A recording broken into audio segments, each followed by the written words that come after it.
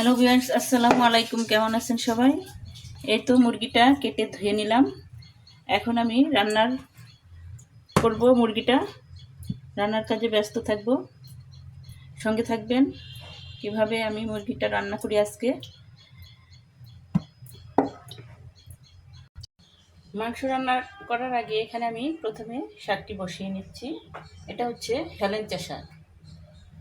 Hello viewers, সামান্য একটু লবণ দিয়ে দিচ্ছি, কারণ এর শাকে একটু লবণই হয়ে যায়, বেশি লবণ দিলে তেতো হয়ে যায়।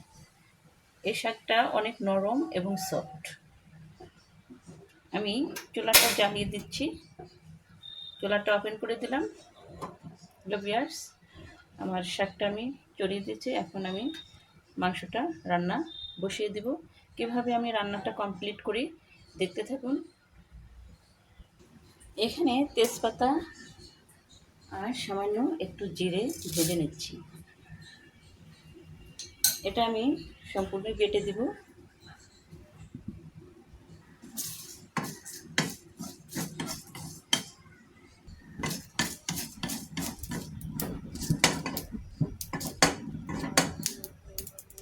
হ্যালো ভিউয়ার্স, এখানে দুটো কলার খোসা আছে। আমি কিভাবে গাছের গোড়ায় দিয়ে দেখতে থাকুন।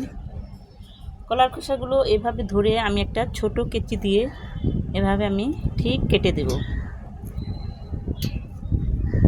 এভাবে কেটে দিলে গাছে অনেক পুষ্টি পায়। গাছেরও খাবার দিতে হয়, শুধু পানি দিলেই চলে না। আমি এভাবে কলার খোসাগুলো দিয়ে দিলাম। কলার খোসাগুলো এই মাটির মধ্যে এভাবে ঢেকে দিতে হবে। এখানে সকালেই আমি কিছু মাটি এখানে আলগা করে দিয়েছি চাকুর সাহায্যে। এই মাটিটা আমি এভাবে উলট পালট করে দিলাম চাকুর সাহায্যে, কলার খোসা দিয়ে। এটা বেশ পুষ্টি গাছের জন্য এবং শরীরের জন্য। কলা যেমনি শরীরের জন্য আমাদের অনেক পুষ্টি যোগায়, সেরকম গাছের জন্য কলার খোসাটা বেশিরভাগ ভিজিয়ে দিলে আরও ভালো হয়। আমি এভাবে দিয়ে দিলাম কলার খোসা। দেখুন কলার খোসা দিয়ে আমার গাছগুলো কত সুন্দর হয়ে গেছে। এটা হচ্ছে সিম গাছ, অনেক সুন্দর গ্রিলে হয়ে গেছে। দেখিয়ে দিলাম। এই গাছগুলোর গুঁড়োতেও আমি সকালে মাটি আলগা করে দিয়েছি চাকুর সাহায্যে। এভাবে আমি মাটিগুলো আলগা করে দিয়েছি। ঠিক বিকেলে আমি এগুলো একটু একটু পানি দিয়ে দিব। বেশ সুন্দর হবে, অনেক সুন্দর হয়েছে। আমি এই গাছটিতে দিয়েছি নিড়িয়ে। এই মরিচ গাছটাতেও আমি গুঁড়াটা এভাবে নিড়িয়ে দিয়েছি, অনেক সুন্দর। আমি রান্নার পাশাপাশি গাছেরও যত্ন নিই এভাবে। হ্যালো ভিউয়ার্স, আমার চ্যানেলটি যদি ভালো লাগে অবশ্যই একটা সাবস্ক্রাইব করে দেবেন, আবার অনুরোধ করছি। হ্যালো ভিউয়ার্স, ফিরে আসলাম কিচেন রুমে আবার। এখানে শাকটা আমার দেখুন কীরকম সুন্দর সিদ্ধ হয়ে গেছে। একটু দেখিয়ে দিই কাছ থেকে স্ক্রিনে। এত সুন্দর। এটার নাম হচ্ছে হেলেঞ্চা শাক। আরেকটা আছে একটু বড় সাইজের, সেটা হচ্ছে মালঞ্চ শাক। যেটা একটু বড় বড় পাতা সেটা হচ্ছে মালঞ্চ শাক। এটা হচ্ছে হেলেঞ্চা শাক। এই শাকটা দেখুন কত সুন্দর সবুজ। এই শাকটা আমার সেদ্ধ হয়ে গেছে, এটা আমি পরে বাগার দিয়ে দেবো। এখন আমি মুরগির মাংসটা রান্না করে নেব। হ্যালো ভিউয়ার্স, এখানে আমি সব ধরনের মশলাই বেটে নিয়েছি।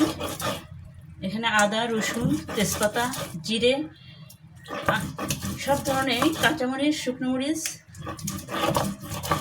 সব ধরনের মশলাটাই আমি এরকম করে বেটে নিলাম মাংসটা রান্নার জন্য। এখানে দিয়ে নিব এখন সাদা তেল।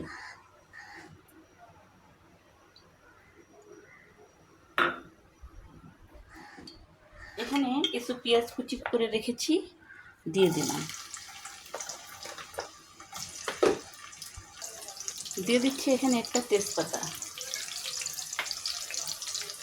আর দিয়ে দিলাম এখানে এলাচ, দারচিনি।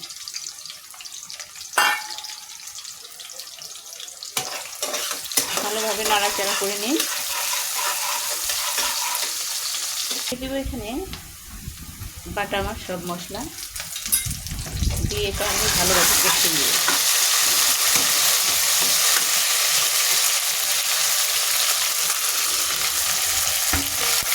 প্রচুর বাতাস রান্না করা অনেক অসুবিধা।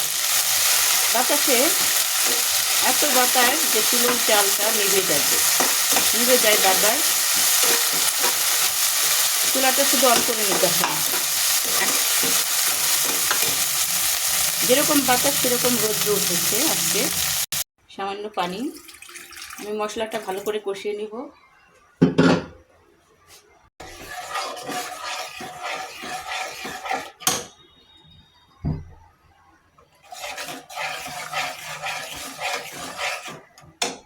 এক চামচ লবণ দিয়ে দিচ্ছি, 1 চামচ হলুদের গুঁড়ো, মরিচের গুঁড়ো দিব, 1 চামচ ধনিয়ার গুঁড়ো।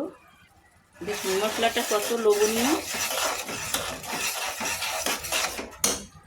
ভালোভাবে এটা আমি আস্তে কষিয়ে রান্না করব। হ্যালো ভিউয়ার্স, এখন আমি মুরগিগুলো দিয়ে দিব। পরিষ্কার করে কেটে রাখা মুরগি দিয়ে দিচ্ছি।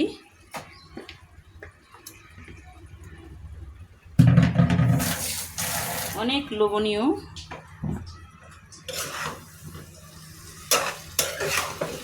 এভাবে দিয়ে দিলাম।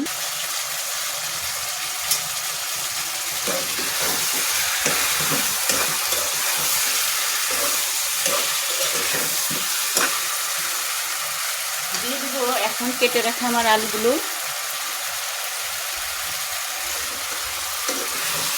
মশলাটা যত কষানো হবে মুরগির মাংসটা তত ভালো হবে।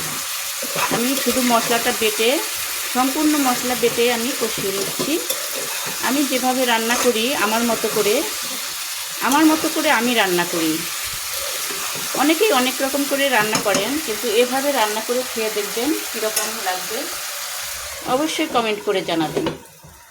ঢেকে দিলাম, 10 মিনিট রেস্টে থাক। হ্যালো ভিউয়ার্স, আমি শাকটা এই কড়াইতে বাগার দিয়ে দেব, দেখতে থাকুন। শাকটা সবসময় সরিষার তেল ইউজ করার চেষ্টা করবেন। সরিষার তেল দিয়ে শাক বাগার দিলে অনেক টেস্ট লাগে। আমি প্রথমে দিয়ে দেব গোটা শুকনো মরিচ, এখানে রসুন কুচি আর পেঁয়াজ কুচি।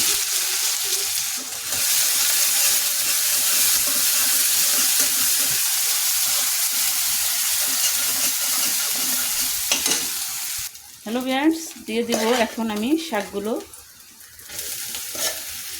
একদম টাটকা শাক, খুব ভিটামিনের শাকে।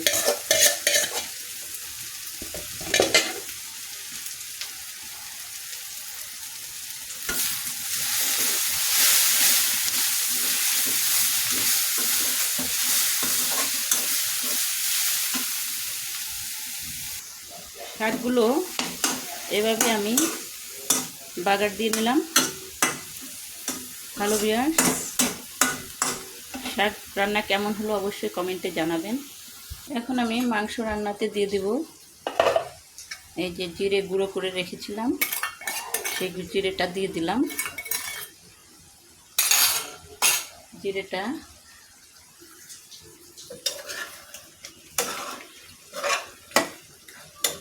এটাই সামান্য একটু ঝোল দিয়ে দিব।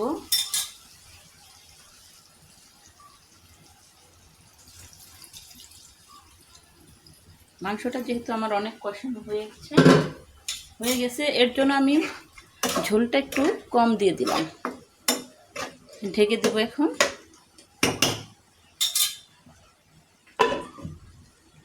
5 মিনিট রেস্টে থাক।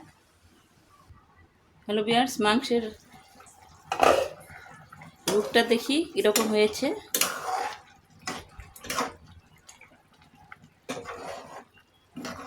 অনেক ইয়াম্মি মাংসটা হয়ে গেছে।